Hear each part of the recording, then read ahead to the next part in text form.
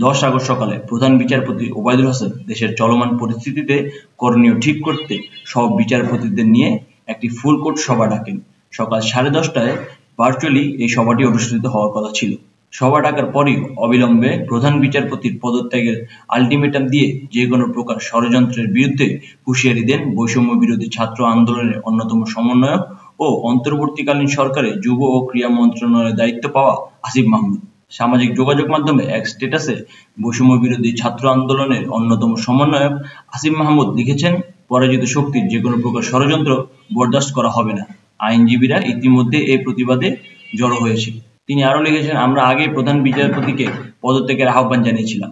ছাত্র জনতার বিরুদ্ধে অবস্থান নিলে, তাদের উস্কানি দিলে এই ভয়াবহ পরিণাম ভোগ করতে হবে। অনতিবিলম্বে বিনা শর্তে প্রধান বিচারপতি পদ থেকে পদত্যাগ করুন এবং ফুল কোর্ট মিটিং বন্ধ করুন।